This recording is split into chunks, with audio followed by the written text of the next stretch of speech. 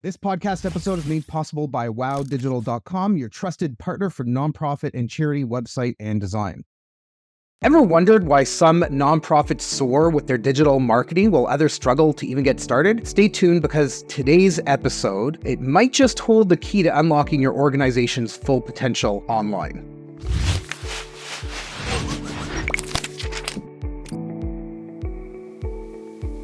Welcome to the Nonprofit Digital Success Podcast. As always, I'm your host, David, and in this episode, we're going to be diving into digital marketing for nonprofits with Colleen Cook. Colleen is a nonprofit marketing expert and the co-founder of HighTide, which is the world's first fully customizable CRM built specifically for nonprofits. Now, over the last 10 years, Colleen has kickstarted numerous digital marketing campaigns for nonprofits across various industries, helping organizations achieve their goals through strategic digital campaigns. We're going to dive in and talk a little bit about the platform as well, but this isn't a sales pitch, right? We're here to help give you some insight on how you should be thinking about the data that you're collecting. Colleen, thank you so much for joining on today's episode with us. David, it's a pleasure. I'm so happy to be here.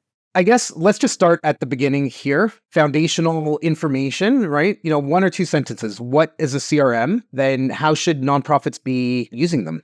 Yeah, CRM is an abbreviation that means customer relationship manager. And so most nonprofits use something CRM, or they may call it a fundraising management tool or a donor management system, but they use it to manage their donors, in large part their donations. But how they could be used and how they should be used really is as really a window into the health of the organization and their donors and their donor base.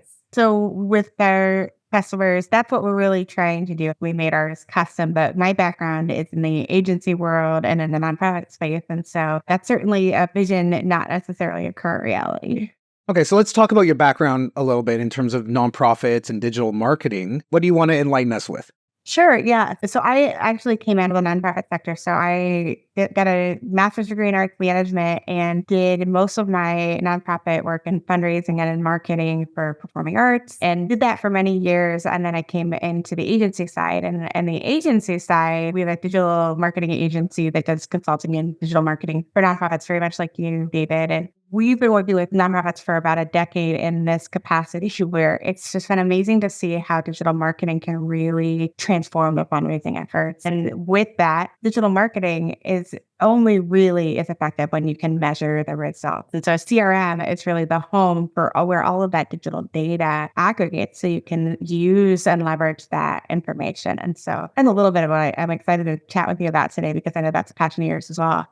Absolutely. I think having the data or the data, however you want to pronounce it, doesn't really matter, right? But having access to information will allow organizations, small, big, startup, right? Having access to some kind of information will help you make smarter decisions about what you're doing, right? And there's different ways of doing that, right? You can send out surveys, you can do A/B testing if you're an organization that had a donation platform for, I would say, maybe a little over 2 years at minimum. You could take a look at trends, seasonal trends, and stuff like that. And I think it's really important to take note of that, not just go, okay, well, you know what, November and December, we typically get a lot more donations than the rest of the year. No. Get specific on it, right? Is it specifically donations because of Giving Tuesday? Is it donations for end of year giving because people want their tax receipts? This year, Giving Tuesday is in December. Let's really understand what the data can actually tell us. That's true. And the thing that we see in our marketing efforts that I've seen in my own is that there's even richer things than that. You can get so specific in what messaging is resonating with your donors more than others. So when you talk about A/B testing, like what are the things that are connecting with their hearts and what are the things that are falling flat? When we think about how fundraising has been done forever, we've been blind to that level of understanding of what's really catching the heart. And so being able to measure those things is critical. What we were finding, though, is that we weren't able to find nonprofit CRMs with the abilities to get that granular in understanding, to be able to really say, hey, what ad campaign is converting into results here? Or, what social push is really driving engagement? It's difficult to find that in the nonprofit sector just because there's not a lot of organizations that have really advanced their digital marketing efforts because the nonprofit sector just doesn't have a history of that, a precedent. I think part of it is understanding that this is something important, that as an organization, you need to have some insight and thoughts around, not just shooting in the dark. One quick little pro tip for anybody listening, as you were talking about A/B testing and like messaging, you want to do some A/B testing around days of the week that you send the messaging, times of the day that you send the messaging, and then A/B test subject lines, then A/B test the message inside. And you need to do the scientific method. You only change one thing at a time. You only test one thing at a time, but it takes weeks and weeks or months, depending on how frequently you send emails out or campaigns or websites or landing pages or whatever to make those modifications, because you can't just change it after one day, right? You need to have a reasonable amount of information and insight to make educated decisions around. Let's just take a step back. All right, so you explained what a CRM is. Let's talk a little bit about digital marketing. So organizations that have been around for probably at least 6 months to a year, maybe been around for 30 or 40 years, right? Do you think there's a lot of organizations that aren't using digital marketing? And I guess maybe define what your understanding of digital marketing is. Yeah, I'm glad that you clarified that, because I think that's really the key is, well, what do you call digital marketing, right? And so, I remember about a decade ago, I was the director of marketing for a performing arts center. And I said, hey, we need a Facebook page. We should start a podcast. We need a new website, because our website wasn't in check. And all of that, it is digital marketing, right? Like there's the qualifiers. And so I think most organizations are doing some extent of digital presence, and they're being intentional about social content and things like that. But to me, I think really effective digital marketing goes a layer beyond and is a bit more strategic, in that you're looking to really build campaigns that align with your goals and what you want people to do as they engage with your organization, and then measuring those results and leveraging data in order to fuel more and more growth. And so for the campaigns that I've led and that I've been a part of, that usually incorporates some aspect of email marketing and automation. I really like to see campaigns have some sort of automation flow that's behaviorally navigated, and so that people's engagement with your content online helps to drive what paths they take with your content. I love to see organizations using really, really good site tracking, activity tracking, and UTMs with their content, so that they're able to see what's converting and what isn't. And then I think it's a really awesome thing when you can have that tied into some sort of lead score, where you can recognize affinity, because that's really what lead score is. It's an engagement metric. It's an affinity metric in the nonprofit space. But wealth scoring has been a long time component of fundraising. But I think that lead scoring is only just beginning to show its face in the space. And that really ties back to where a lot of the CRMs are in terms of their advancement in this. When I think about like digital marketing campaigns that are really effective, they tend to have also a great like traffic strategy, where you're running some sort of social content, email content, you're getting the watering holes, right? You're driving them to some sort of destination, and then you're converting them with a form so that you can capture some information and get an understanding who they are, and then take them to the next phase of your customer journey, or where you're done journey, whatever it is that you're trying to engage them with. Yeah, and I think it's important also to understand that if you can get somebody's email address, it's really hard. That's not quite as going as far as like, what's your social insurance number, right? But people hold their email address really close to them. So if somebody's willing to give you their email address to stay up to date, to subscribe to something, to get, if you have a lead magnet or something like that, that's kind of an intent there, that they want to have a relationship, whatever that relationship, whatever those boundaries and confines are for them. But yeah, we use lead scoring, right? We send out a weekly email, right? And we suggest this to our clients as well. If somebody opens the email, you need tracking in that to identify that in a CRM, that, okay, this person, we give 10 points if you open up an email, right? If you click on the link, you get another 15 points. And building that up, then what we do is we have automations that trigger internally when somebody reaches 1,000, when somebody reaches 550 is that other one that we've got, so that we know, okay, these are people that are highly activated and engaged in that kind of way. We also have engagement tracking. So has somebody opened an email in the last 2 months from you? Yes, no, okay, we don't remove them from the list, but we add a tag to them that's disengaged. And if you did open an email, you get engaged. And then we can take a look at that and make smart decisions around, all right, well, we have a group of 5,000, 10,000, 30 people, however many it happens to be, going, okay, these are the engaged people. What do we do? How do we take them one step further? So from a nonprofit standpoint, how do you engage them to share some content with a family or a friend or on social? How do you get them to come to an event? How do you get them to donate or volunteer? Not everything has to be about the dollar, although we know that you need to raise money money to keep the organization going.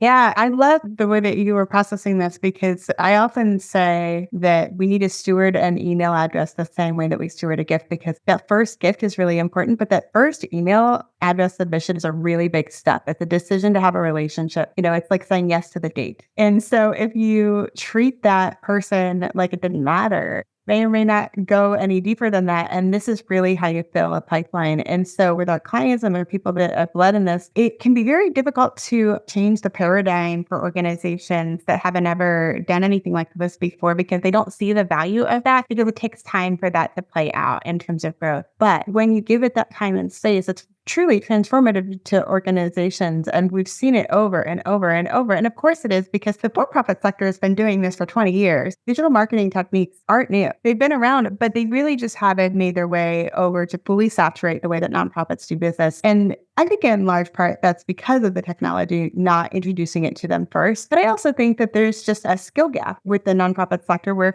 in an agency or in a business that's really doing good digital marketing, it's just a different business model and they attract a different type of talent. And so that skill set tends to stay in the profit sector. Digital marketing is almost like a luxury item, I think, for the smaller nonprofits. But what is amazing about it is that it really enhances their capacity, because individualized donor outreach is the thing that everybody knows is the best way to raise money, the best way to grow your volunteers, the best way to build your network is one-on-one. Like, no one ever leaves a good one-on-one conversation as like, I'm never talking to them again. When it feels like, oh, this was meant for me and this is just tailored to what I care about and what I'm interested in, you want more. And so this is where relationships really begin. But that's impossible to do when you have an advancement team of 1 or 2 or even 5 or 10 and a donor base that's far bigger than that, or a potential donor base that's bigger than that. And so this is where using the tools like email automation tools and using strategies that are meant to individualize paths based on their engagement and their digital behavior can be a huge help in customizing the story that you are telling and to their interest and the one that they can receive, but also just your general path. But it takes time to build and it takes time to see the fruit of that, because relationships aren't formed in a moment. That's exactly right. And as you were talking, the thing that came to mind is, if you're listening to this episode, send this to your senior executive, send this episode to your board of directors. What I'm about to say is what actually really needs to happen. You need to have an ongoing budget allocated for your marketing efforts, and not specifically just, okay, we're going to put ads on the side of a bus, or I don't know if you still put in newspapers or yellow pages or things like that, but you need to focus on digital, okay? You need to make sure that you've got budget allocated for websites, for social ongoing stuff, for SEO efforts so that you can be found, for building and communicating outwardly with anybody that's connecting in with you, as well as things like email marketing and CRM, so that you can really get information and insight that will help you make decisions to do better in your organization. I double stamp that hard. I'll tell you what, like, you made almost in jest the comment about yellow pages and things like that. And I'll say many organizations, that is what they're doing. And the reason they're doing it is because the budget does not exist to do anything else. And long ago, someone was on a board and they worked for the vendor. And so the budget has gotten assigned for life to that spend that is no longer returning, and it is not measurable. I remember a decade ago, the president of the local TV station coming in and sitting down with my boss because I stopped our spend on their TV ad that wasn't effective for us. And I've moved it all to digital, 100% of it, because I needed some money to put on digital. I had nothing to put there. And I thought, okay, well, there's way more people, and this is 10 years ago, so there's way more people on Facebook than on broadcast television. I don't know if that's even true anymore, but so with that being the case, I was put under pressure for that decision then. And I don't think that's even untrue today in a lot of organizations, just because making big changes like that with money can come at a cost. So it's very important to really see, though, that the return of digital and a digital done well is genuinely transformative for organizations. Yeah. So having a really great website, I think that is probably one of the cornerstones of your digital marketing strategy because it ties into so many different pieces. For example, the Google Ads grant that you can get. So if you're not aware, you can get $10,000 a month in free ad spend from Google. Most organizations don't have the capacity, let alone experience, to work the ads, right? So get somebody in that can help you use that. So there would be some cost with that, and, driving traffic to it, SEO, backlinks from other places, sharing content and information, just driving it all back. You can grow your email list, you can grow your CRM, you can grow all those pieces through that. So I really think of that as like the main hub. So I think money and time and experience, those are probably three of the biggest blocks that come to my mind. Is there anything else from your side, Colleen, that you go, all right, here's another roadblock that people should be thinking about?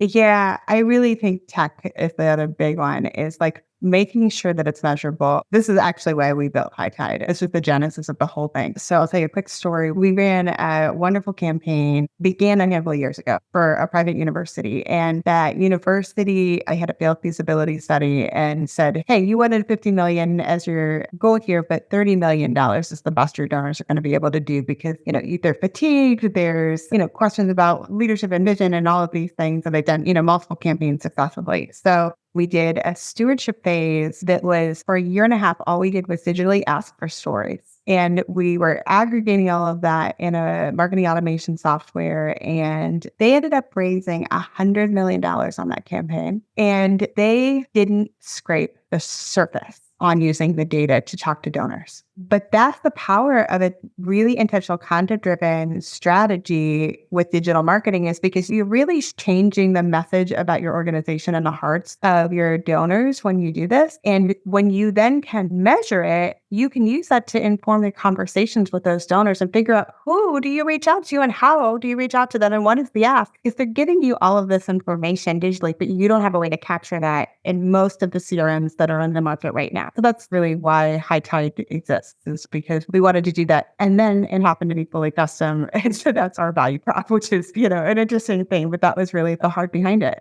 You touched on something there that I think is interesting. So if you're looking at evaluating products, meet with an expert, somebody that can really help you figure out what are the things that you should be looking at in terms of how can you get the data, the insight, the information. Just because a platform has been around for decades doesn't mean that that's the best platform for your use case. That is the truest thing. Yeah, nobody ever got fired for buying that license. I know which one you're talking about. But because that's the time-tested way, is everybody's using it, it must be good. It just doesn't necessarily mean it. It's very difficult to get off of the CRM once you're in it. And so a lot of the organizations aren't happy, but they stay just because they can't afford the time and expense to migrate.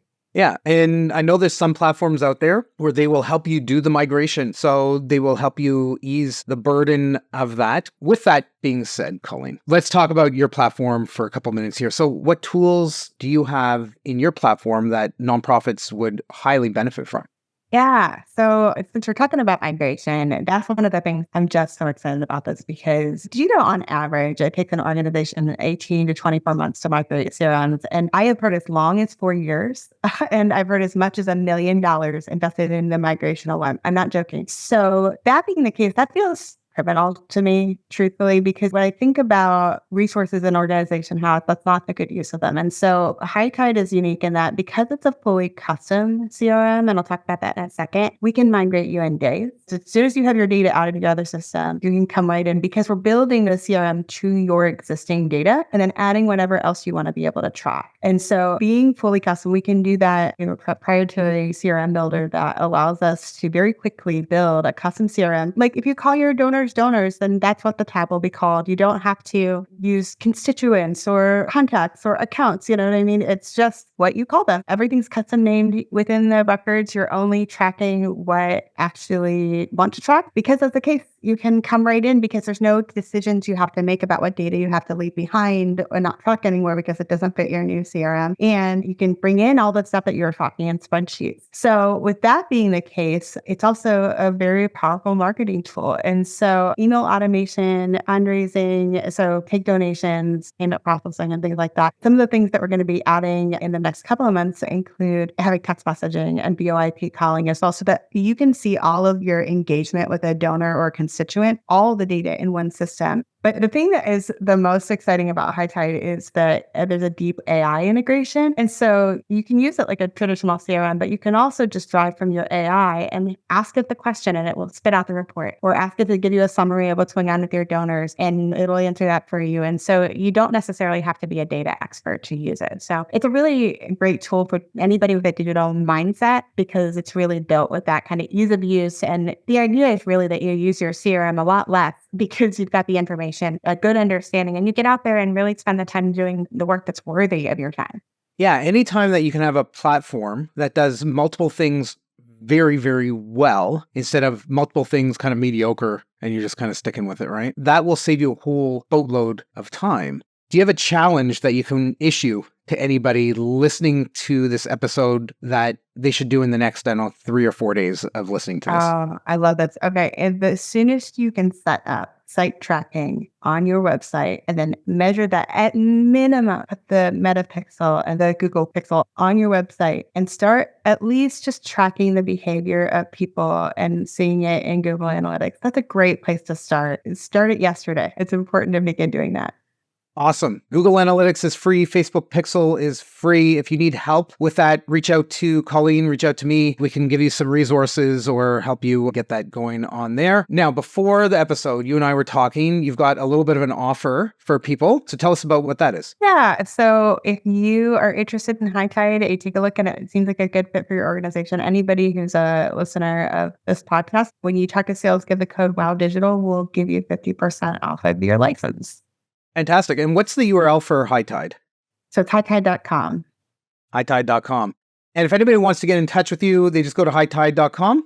You can find me on LinkedIn as well. And we're on Instagram, TikTok, all those socials. Amazing. Colleen, thank you again so much for joining on the show today. It's been great having you here on the Nonprofit Digital Success Podcast. To everybody listening, if you want links, so to HighTide, to LinkedIn for Colleen, for the business, etc., head over to our podcast show notes page. It's at nonprofitdigitalsuccess.com. Click on this episode for all the details. And until next time, keep on being successful.